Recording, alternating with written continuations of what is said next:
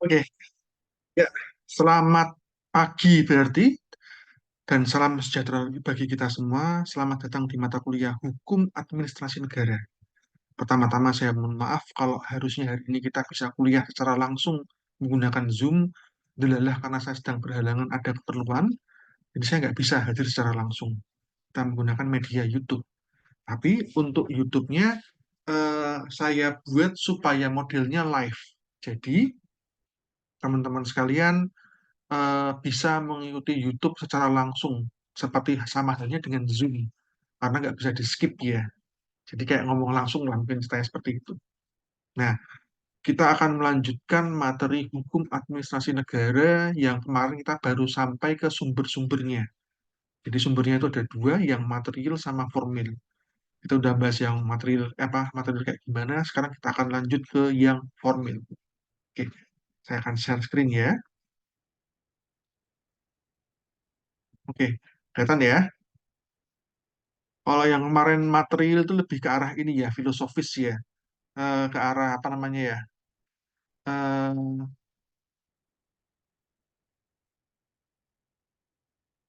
Hilang.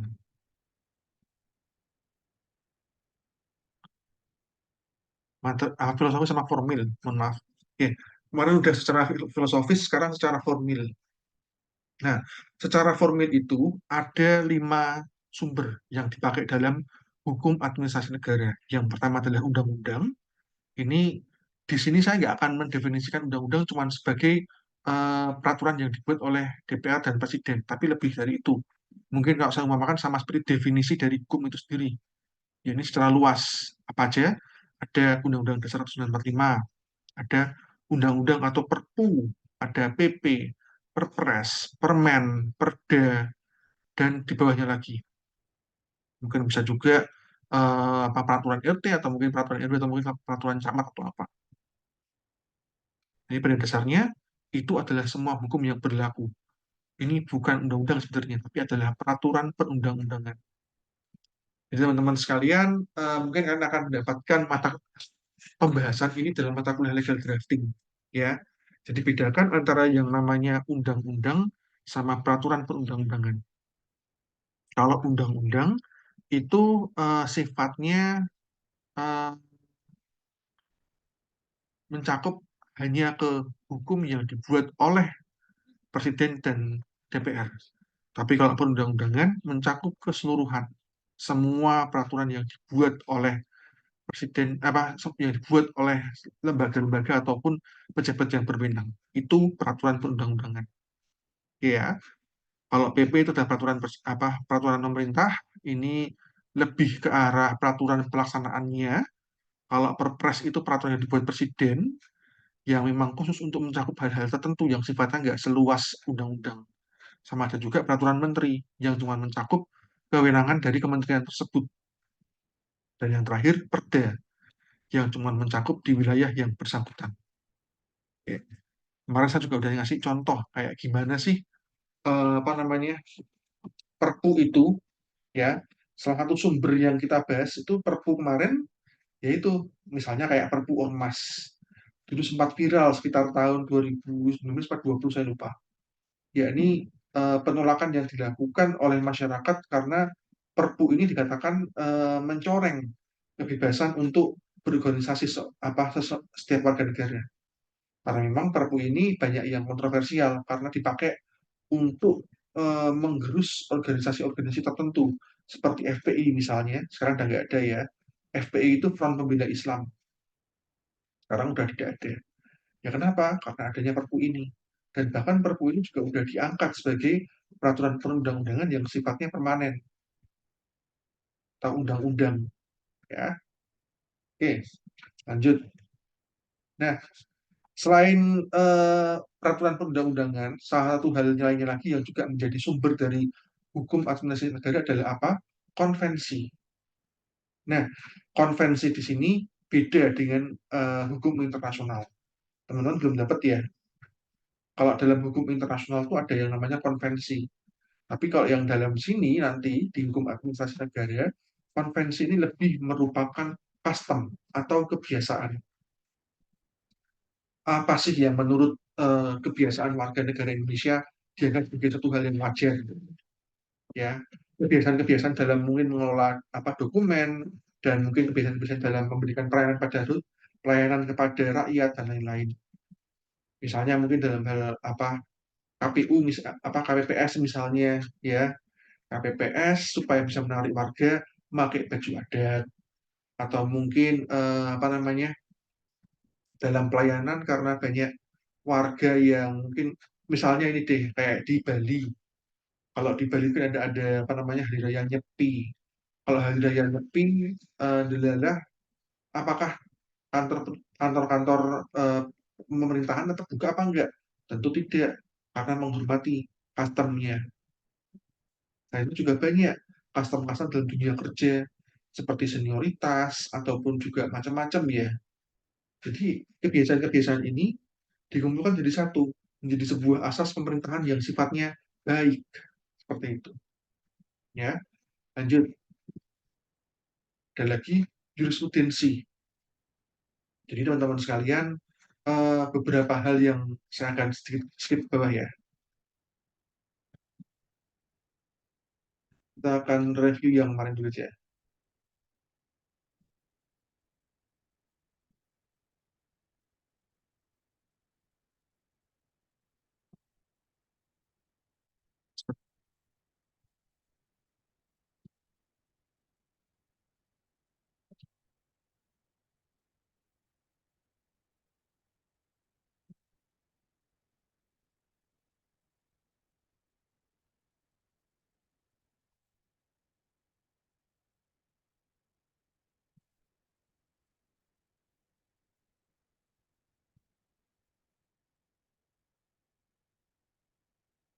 Oke, jadi pada dasarnya kalau kita bicara mengenai hukum administrasi negara, kita nggak cuma membahas mengenai tata keuangan negara kita, hubungan dengan luar negeri, hankam, tapi juga administrasi negara umum. Di mana kalau dalam hukum administrasi negara itu ada yang namanya sebuah instansi pengadilan yang khusus menangani eh, suatu kasus, ya, yang dikenal dengan istilah PTU atau Pengadilan Tata Usaha Negara.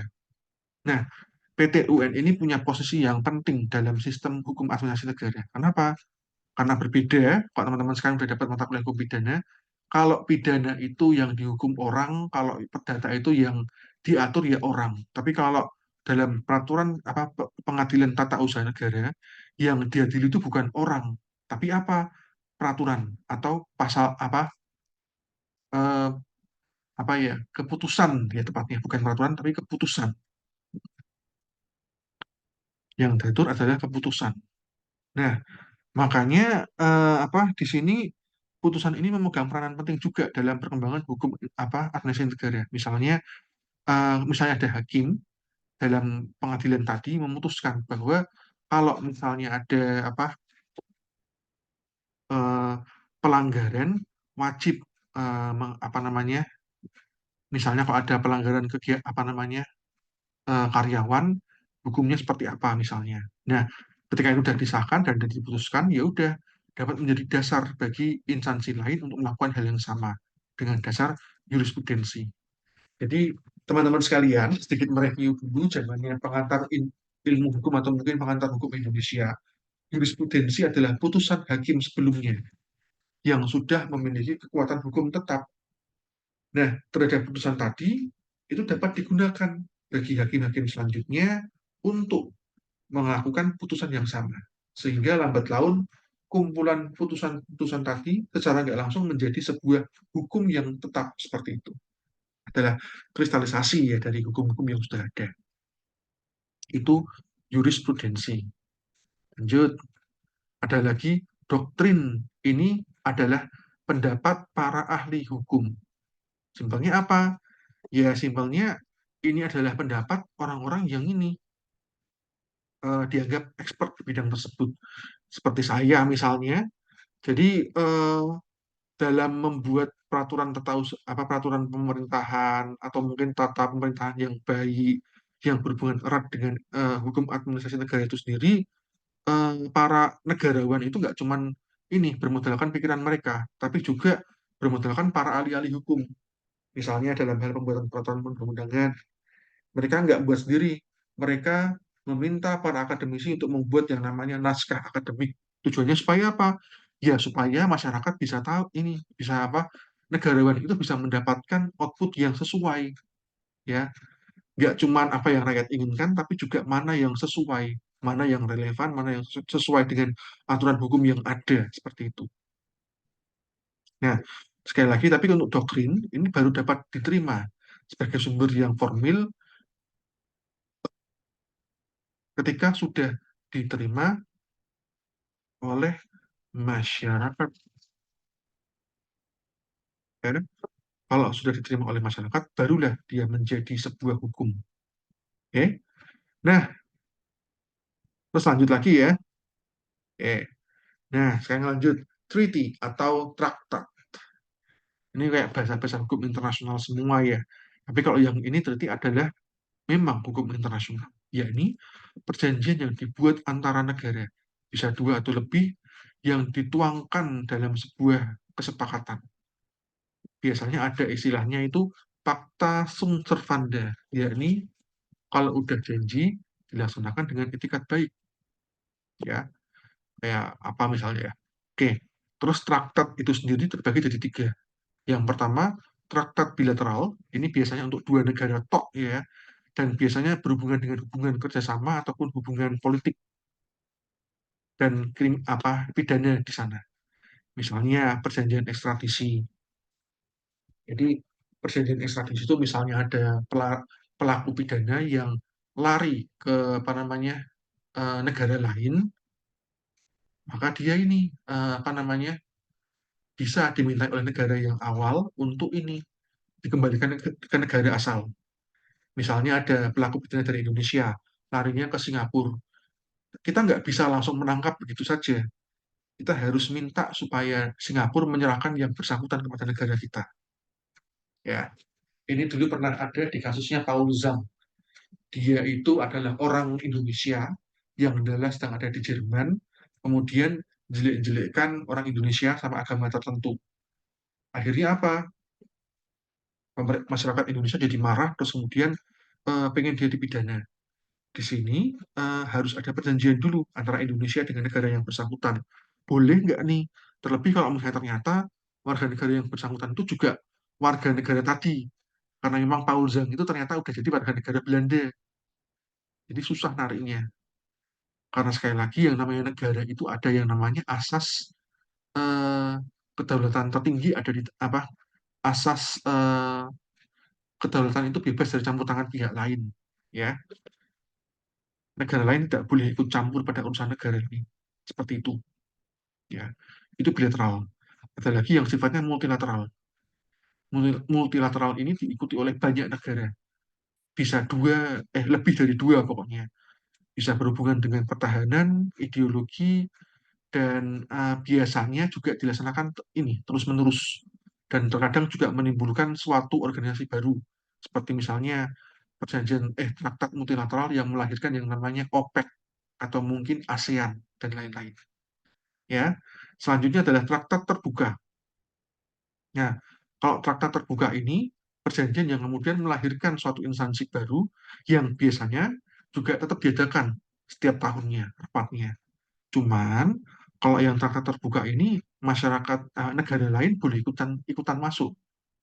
Jadi kalau multilateral ini dia cuman kalangan tertentu saja. Mungkin kayak OPEC misalnya yang cuman untuk warga penghasil minyak dari Timur Tengah atau misalnya kayak eh, ASEAN cuma negara yang ada di Asia Tenggara dan macam-macam. Tapi kalau yang terbuka itu dia sifatnya ini global. Monggo kalau mau masuk. Misalnya mungkin PBB. PBB itu boleh kok negara masuk ke sana. United Nation itu terbuka. Kamu mau memenuhi syarat dan bersedia dengan syarat kami, silakan kamu bisa masuk ke dalam organisasi kami, yakni United Nation. Dan harap diingat, dalam ilmu hukum internasional itu ada bedanya antara yang namanya traktat sama agreement. Kalau traktat itu harus disampaikan dulu kepada DPR, terus kemudian diratifikasi jadi undang-undang, ya. Jadi ini apa namanya harus diakui dulu sama DPR, masuk dalam undang-undang kita, baru memiliki kekuatan hukum yang tetap. Tapi kalau misalnya agreement, dia ini hanya merupakan perjanjian saja atau kesepakatan saja. Ya, terus dia cuma perlu penandatangan dari kepala negara dan mohon maaf, biasanya juga dubes ya, itu kemudian DPR nggak perlu ngapa-ngapain, dia cuma perlu mengetahui saja. Jadi lebih simpel dan sederhana untuk yang agreement. Oke. Nah, kira-kira itu saja sih sebenarnya ya untuk sumber-sumber dari apa hukum administrasi negara yang sifatnya formil. Ada berapa tadi? 5. Ya, ada 5. Masing-masing memiliki kontribusi yang besar dalam perkembangan hukum administrasi negara. Oke. Nah, kira-kira itu saja sih yang bisa saya berikan. Nah, memang mungkin video saya cukup singkat, tapi kalau misalnya teman-teman sekalian ada yang ingin didiskusikan, ingin dibicarakan, silakan gunakan grup WA. Mungkin saya saat ini sedang nyetir, tapi saya akan usahakan kalau saya ada waktu akan saya cek WA teman-teman sekalian dan akan membalas kalau misalnya ada yang pertanyaan-pertanyaan. Karena untuk absensi hari ini, giliran teman-teman sekalian yang akan saya tanyakan. Oke ya, saya sebutkan dulu nih misalnya.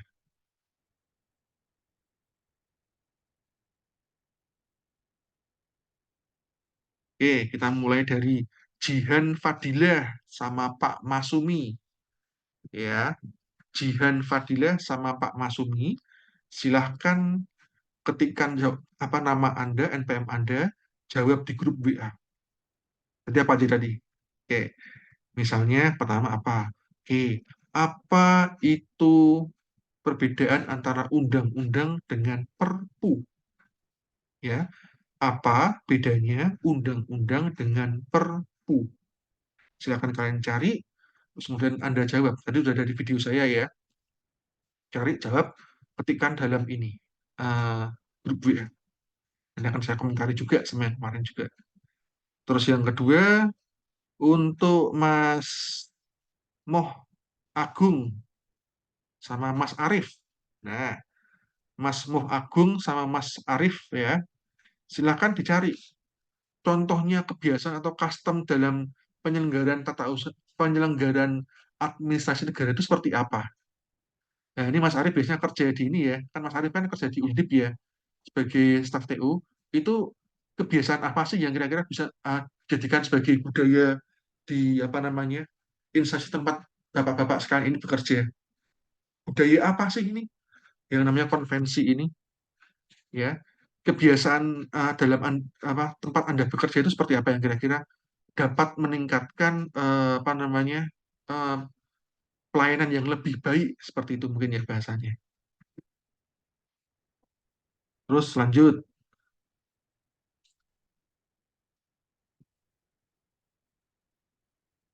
oke, itu 2 ya.